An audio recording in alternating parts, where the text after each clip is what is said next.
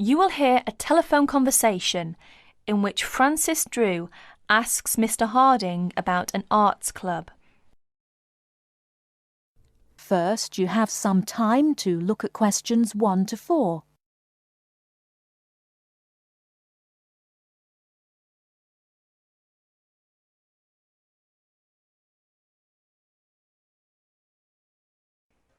Hello. Hello, is that Appleton 363? It is Harding speaking. Oh, I'd like to speak to the secretary of the arts club. Yes, speaking. Oh, hello.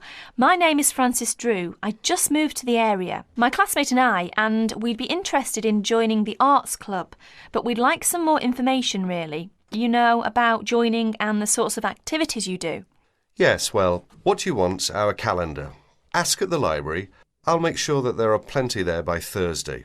That's all right for you? Yes, fine, thank you. But would you mind telling me how much it costs to join?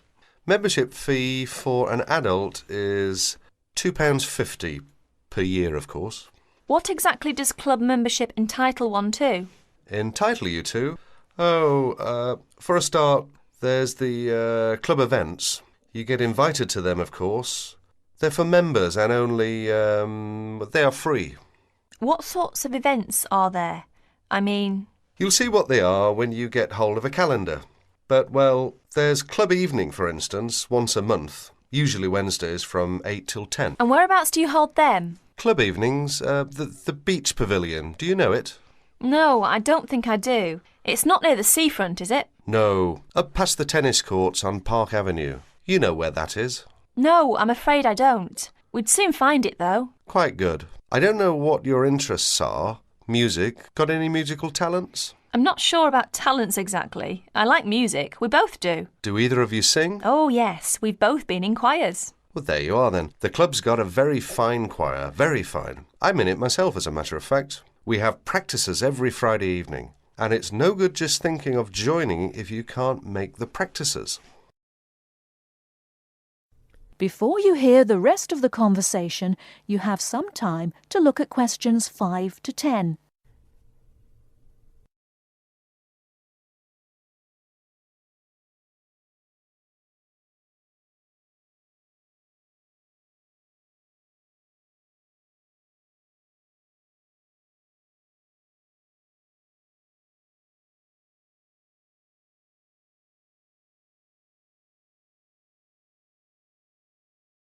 Now listen and answer questions 5 to 10. What's the procedure? If we decide to join the choir or any of the other activities, how do we go about it? You can't get into the choir without an audition. As far as the other sections are concerned, members have to apply through the section's secretary in the first place. Yes, right. And the fee again, I've written it down somewhere. £2.50 each. And where do we send it? To you? No, I'm the secretary. It's the treasurer who deals with that. I'll give you his name if you want to write it down. Yes, please. His name is Hosegood. H-O-S-E and then Good. Yes. Initial P, address 3 Clay Hill, Appleton. Right. And it's all right to send a cheque? That's the usual, yes. Payable to Appleton Arts Club. Appleton, A-P-P-L-E-T-O-N. Oh, and better put your address on the back as you're new. And incidentally, there's a newsletter out 3 times a year, just to keep club members up to date with what's going on. They're sent to everyone. That's good. Just one last thing. Would you mind telling me what the other sections are so that I can tell my classmate and we... The players, that's our act group I've told you. Choir, you know about. There's the gramophone circle, the music workshop, the literary and discussion group. Oh, that one meets in different members' homes. Then there's the studio workshop and, what have I missed out? Oh, yes, the art talks. That's the lot, I think. The Film Society. That's the other one. Got them all. Ah, yes, just about. Thank you very much. You've been very helpful. Not at all. Pleased to assist. And look forward to meeting you and your classmate at the club. Yes, thank you. Goodbye then. That is the end of part 1. You now have half a minute to check your answers.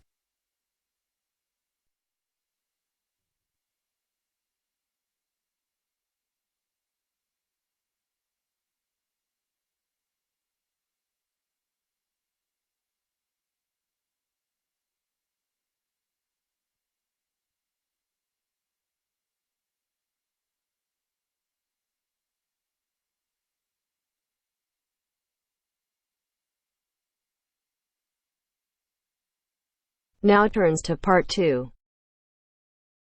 Part 2. You are going to listen to a conversation between two students and a tutor.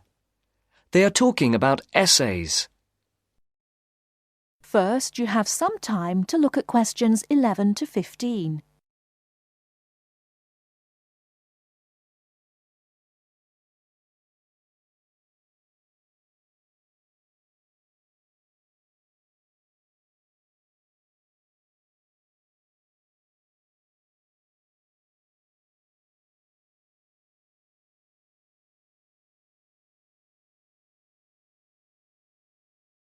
Now, listen carefully and answer questions 11 to 15. So, Pamela, here's your essay. And, Carl, you've already got yours back. Anything you want to ask or any comments? Can you just go over again for us how the marks for our essays go towards our final grade? Well, over the year, you're meant to write 5 main essays for this course. Yes. And each essay's marked out of 20, which gives you a total of 100 marks. Yes. This coursework makes up 50% of your marks for the year, with the other 50% coming from the written exam. Right. So the 5 essays contribute to 50% of our final grade for the year? Yes.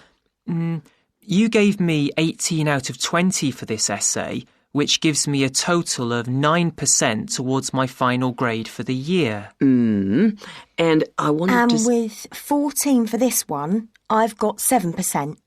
Yes, Pamela. Does that clarify it? Yes. Yes. We did have it explained to us at the beginning of the course. When? In the first tutorial. OK, I think we'd better move on now. About your last essay, have either of you any questions or comments? Before you hear the rest of the talk, you have some time to look at questions 16 to 20.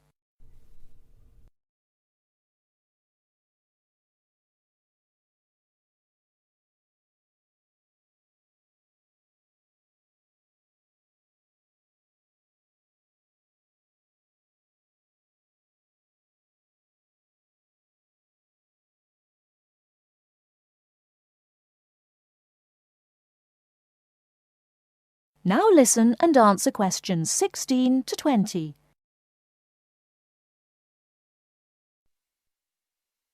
You gave me 18 for this paper. What was the big difference between this piece and the previous one? I actually thought the first one was better. Well, there was quite a marked difference. Really? Yes. It looked as if you had actually done quite a bit of research. You had quite a lot of relevant examples, especially on the historical side.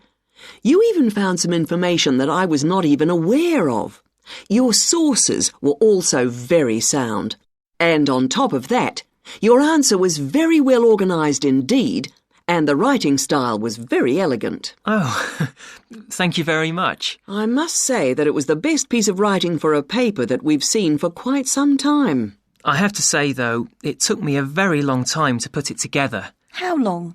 At least 2 weeks. But it was well worth it. Can I just ask you if it's possible to rewrite the first essay of the term? It's really brought my average down. I'm sorry, but it's impossible.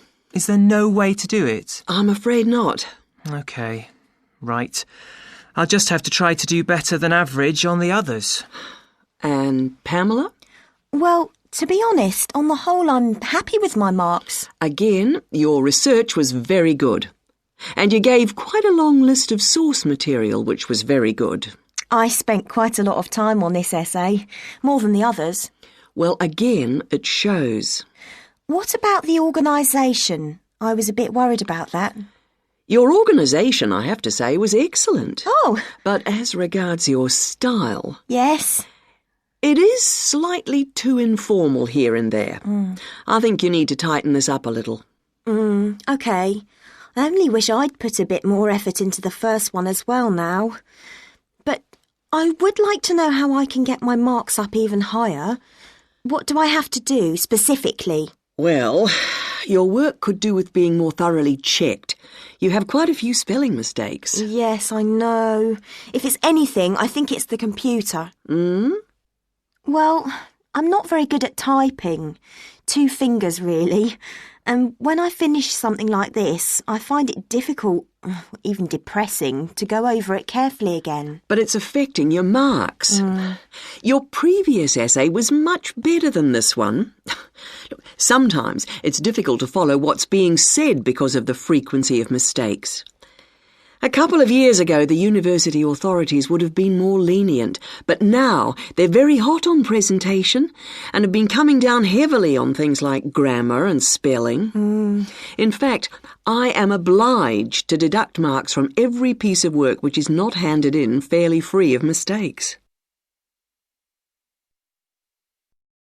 That is the end of part 2.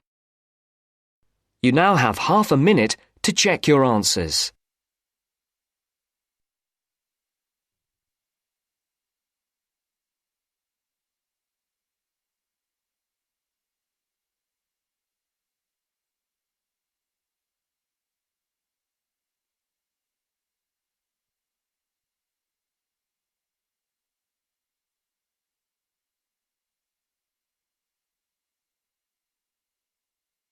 Now turns to part 3. Part 3. You will hear a conversation between 2 students planning a research project. First, you have some time to look at questions 21 to 23.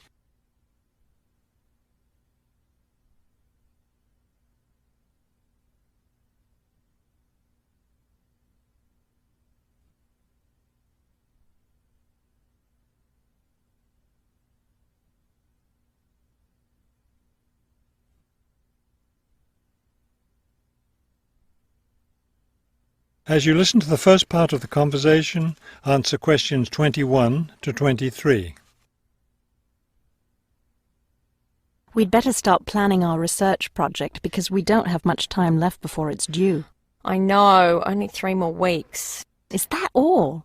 I thought we had more time than that. Well, let's get to work then. OK, so we agreed we're going to interview shoppers about their spending habits. Did we decide to conduct our interviews at the department store? We haven't decided anything definitely yet, but I think the shopping mall would be a better place. We'd get more of a variety of shoppers there. Yes, that's a good point. So let's do that. How many interviews did the professor say we had to complete? She said at least 30. That sounds like a lot, doesn't it? Yes, but if we divide it up between the 2 of us, that's just 15 each. That's not so bad.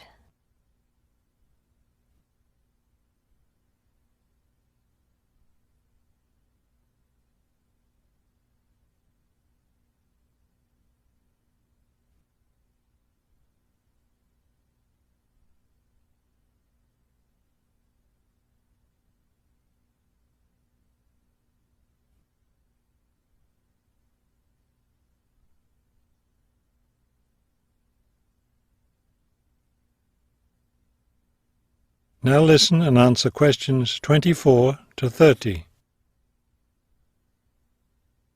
OK, so I guess we'd better start designing our questionnaire. Well, we have to do some reading first, don't we? Didn't we say we were going to compare our results to the results of a government study? Right, the government study about how the economic crisis has changed people's spending habits. We want to see if we get similar results. Yes, so we'd better read that first and then design our questionnaire. Then I guess we'll be ready to go out and interview shoppers. No, don't you remember? The professor said she had to approve our questionnaire first before we actually conducted the interviews. Oh, right.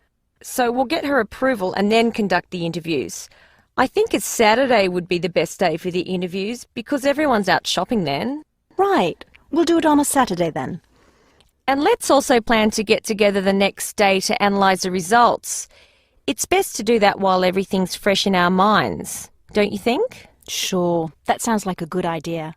OK, so then we're going to have to present our results to the class. Do you have any ideas for that? It's an important part of our grade, so I think we should plan it well.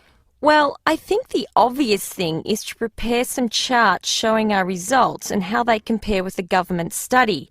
That will help make the information a lot clearer to the class. Right. OK, so we'll draw up some charts of the results. And then that's it. All that will be left to do is give the class presentation. Do you think we can be ready on time? I sure hope so. Let's get started now. That is the end of part 3. You now have half a minute to check your answers.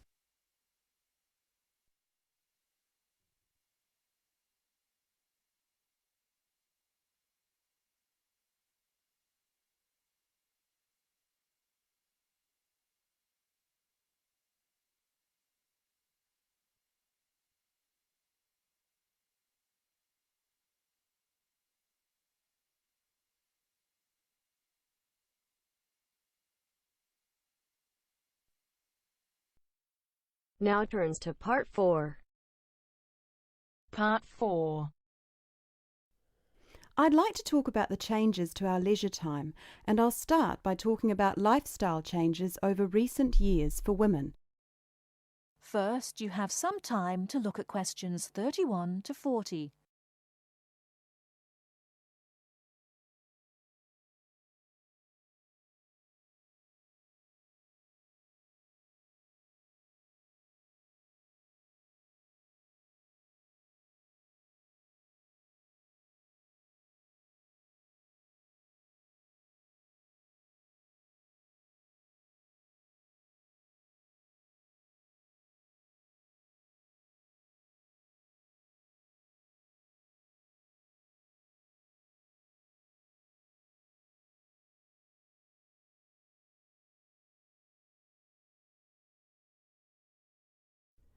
Now listen carefully and answer questions 31 to 40. I'd like to talk about the changes to our leisure time, and I'll start by talking about lifestyle changes over recent years for women. As we all know, the wife and mother of the family has traditionally been responsible for organising and completing household tasks for the family. However, particularly over the last decade or so, we have seen a greater number of women continuing to work after marriage and returning to work after having children. This has significantly reduced the amount of time available for household chores. The result is that nowadays the majority of people own and regularly use products such as dishwashers or microwaves. The modern family often considers hours spent on cleaning and cooking as a waste of valuable time, and generally we are all interested in finding ways of reducing the number of hours we need to devote to such tasks. While washing machines have long been thought of as necessities by families, nowadays so too are microwaves and dishwashers. These goods can drastically reduce the amount of time we need to spend running our home and increase the amount of time available not only to go to work, but also to spend on leisure pursuits. As society develops and we become richer, we put more value on our leisure time and our possessions. The richer a society, the more demanding it becomes.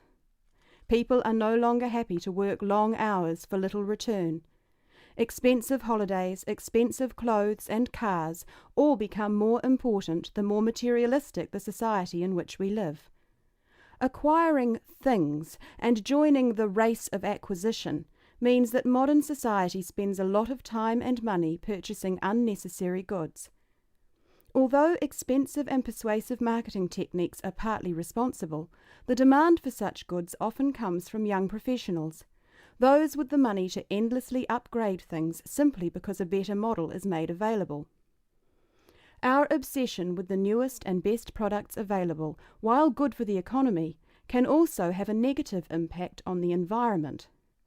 It is not appropriate to overproduce appliances and overuse electricity to keep these unnecessary appliances operating in our homes. We often forget about the damage we have done to and continue to do to the environment.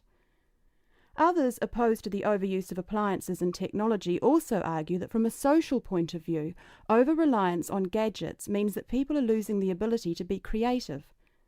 Traditionally, it was considered an enviable skill to prepare meals night after night for our families. Nowadays, women are more likely to gain approval from others for their success in their careers than their ability in the kitchen. Along with microwaves have come ready-cooked meals, pre-washed vegetables, and our reliance on takeaway food when we are too busy to cook it ourselves. While there are obvious advantages and disadvantages to our increasingly active buying behaviour and changing wants and desires, it is likely that our desire to purchase labour-saving items will continue.